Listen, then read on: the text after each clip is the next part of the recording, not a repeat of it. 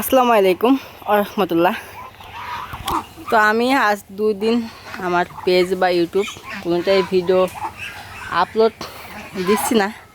তো দিচ্ছি না এর একটা কারণ হলো আমি একটা ঘর বানাচ্ছি আপনার মুরগির জন্য।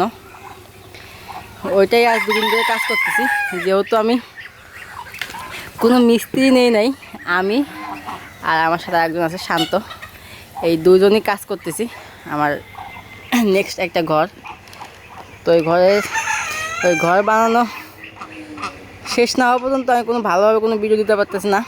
তো আজকে আমার সাথে যে থাকে ক্যামেরাম্যান আমার পিছনে, তো সে হচ্ছে শান্ত, সে কলেজে গেছে। তো তার কারণে আজকে কোনো কাজ করতে পারিনি। তো ভাবলাম যেহেতু আজ 2 দিন কোনো ভিডিও দেই না আমার ফার্মি মুরগি বা চীনা হাঁসের, তো আজকে যেহেতু একটু সময় পেলাম তো একটা ভিডিও বানিয়ে ফেললাম। তো আজকের ভিডিওতে যে বিষয়টা কথা বলবো সেটা হলো পাখনা ঝুলা বা পাখনা ঝুলে যায়, খাওয়া দাওয়া কমিয়ে দেয়। এর কারণ কি?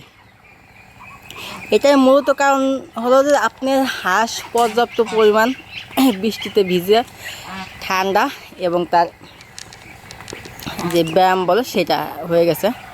তো এখন প্রতিকার কি, আমি প্রতিটা ভিডিওতে আপনাদেরকে বলে থাকি যে ওদের ঠিক 12 দিন পর পর বা 10 দিন পর পর ওষুধগুলো খাওয়াবেন। যে কোনো ওষুধই হোক, আপনি ওই বাচ্চা আনা অবস্থায় ছোটো থেকে যে ওষুধগুলো খাওয়াইছেন সেই ওষুধই খাওয়ান, অসুবিধা নেই। কিন্তু একটা নিয়ম মেনটেন করে ওদেরকে ট্রিটমেন্ট সবসময় দিয়ে যেতে হবে। তাহলে আল্লাহর রহমতে আপনার হাঁস বলেন, মুরগি বলেন, আর যেটাই বলেন কোনো রোগ আক্রান্ত হবে না, ও ঠিক থাকবে। আপনারা বলে থাকেন যে আমি কিভাবে ওষুধ খাওয়াই, আমার ফার্মের যে হাঁসগুলো আছে সেই হাঁসগুলোর আমি কিভাবে ওষুধ প্রয়োগ করি। আচ্ছা, আমি যে এই 2টো ওষুধ বেশি প্রয়োগ করি সেটা হলো লাইসোবিট আর একটা হলো ইউরোকট। তো লাইসোবিটটা আমি বেশিরভাগই বাচ্চাদের ক্ষেত্রে বেশি ব্যবহার করি, আর যে ইউরোকটটা আছে এটা আমি সবার ক্ষেত্রেই ব্যবহার করে থাকি। তো আরও আছে আমি এদের জন্য ভিটামিন দেই এবং এদের গ্রোথ স্বাস্থ্য ভালো হওয়ার জন্য সেটাও দেই, এবং এদের ঠান্ডা জ্বরের জন্য একটা আছে সেফা, এগুলো আমি ব্যবহার করি। তো আমি যে ওষুধটা বেশি ব্যবহার করি বা বেশি আপনাদেরকে বলে থাকি সেটা হলো ইউরোকট। এই ওষুধটা আমি কীভাবে খাওয়াই, তো আমি হাঁসের ক্ষেত্রে আমি ওদের 2টা বল, এই 2টা বলের ভিতরে আমি যেহেতু আমার হাঁস দিয়ে 50-55টা, সেক্ষেত্রে আমি 3 গ্রাম 6 গ্রাম আপনার পাউডার এই 2টার ভিতরে দিয়ে সুন্দরভাবে মাখিয়ে তারপরে এটা আমি সকাল দুপুর এবং বিকেলে 3 বারই আমি এই ওষুধটা খাওয়াই থাকি।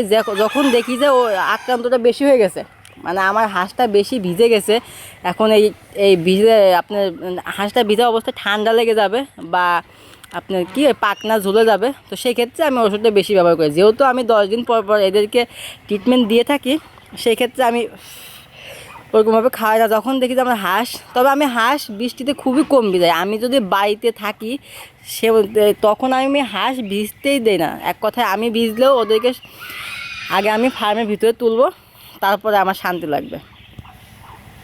তো আর আমি খাবার কি দিই, এটা একটা মেন বিষয়। আপনারাও বলছেন যে আমার হাঁসেরগুলো খাবার কি খাবার দিই।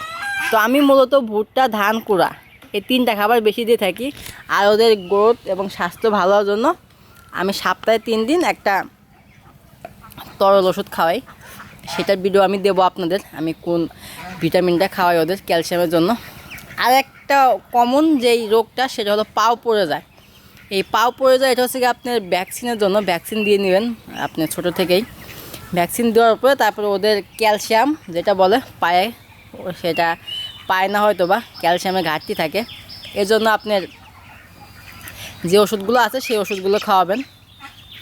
যেটা পাও পড়ে যাবে ওটা হয়তো বা সুস্থ হবে না, কিন্তু বাদ বাকি যেগুলো ভালো থাকবে সেগুলো সুস্থ থাকবে, স্বাভাবিক থাকবে। তো এটাই ছিল আমার আজকের ভিডিও। আজকের ভিডিওতে আমি আপনাদের সব কিছু বলে দিলাম, আপনাদের কমেন্টের রিপ্লাইগুলো দিয়ে দিলাম। এখান থেকে আপনারা সুন্দরভাবে আপনার যে ফার্মে যে বাচ্চাগুলো আছে সেগুলো লালন পালন করবেন। সবাই ভালো থাকবেন, সুস্থ থাকবেন। আল্লাহ হাফেজ।